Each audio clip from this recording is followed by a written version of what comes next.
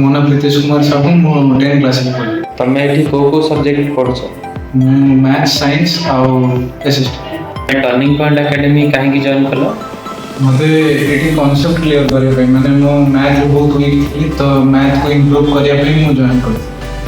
Turning point ଏକାଡେମୀରେ ତମର experience କେମିତି ରହିଲା?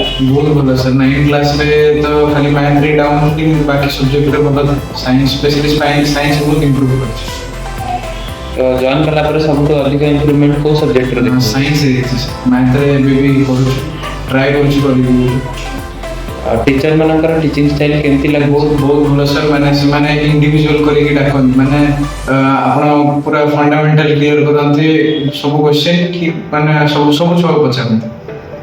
ଆଉ ଡିଫିକଲ୍ଟ ଟପିକ୍ କି ବୁଝିବାରେ ଟିପିଏ ତମକୁ କେମିତି ହେଲ୍ପ କରୁଛି? ବହୁତ ହେଲ୍ପ କରୁଛି। ସ୍ପେଶିଆଲି ସିପ୍ରା ମ୍ୟାମ୍, ଆମ ଯେଉଁ ମ୍ୟାଥ୍ ଟିଚର, ସିଏ କ'ଣ କରୁଛନ୍ତି ନା ଆମର ଏକ୍ସଟ୍ରା କ୍ଲାସ୍ କରୁଛନ୍ତି ଯେଉଁମାନେ ମ୍ୟାଥ୍ ସ୍ପେଶିଆଲି ସବଜେକ୍ଟରେ ୱିକ୍ ଅଛି, ତ ତା ଲାଗି ବହୁତ ଫ୍ୟାକଲ୍ଟି ରଖିଛନ୍ତି। ଟେଷ୍ଟ ଆଉ ପ୍ରାକ୍ଟିସ୍ ସେସନ୍ ଯେଉଁ ହେଉଛି ସେଇଟା ତମକୁ କେମିତି ହେଲ୍ପ କରୁଛି?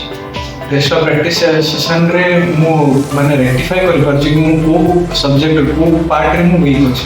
ତ ଏଇ ଇନଷ୍ଟିଚ୍ୟୁଟ୍ ଅନ୍ୟ ଇନଷ୍ଟିଚ୍ୟୁଟ୍ କେମିତି ଡିଫରେଣ୍ଟ? କି ଏଠି କ'ଣ ନା ଟିଚର ମାନେ ସବୁ ଇଣ୍ଡିଭିଜୁଆଲ ଛୁଆକୁ ପଚାରନ୍ତି ଆଉ ବହୁତ ଇମ୍ପୋର୍ଟାନ୍ସ ବି ଦିଅନ୍ତି ଛୁଆମାନେ, ମାନେ ଇମ୍ପ୍ରୁଭମେଣ୍ଟ ହୁଏ ଆମର।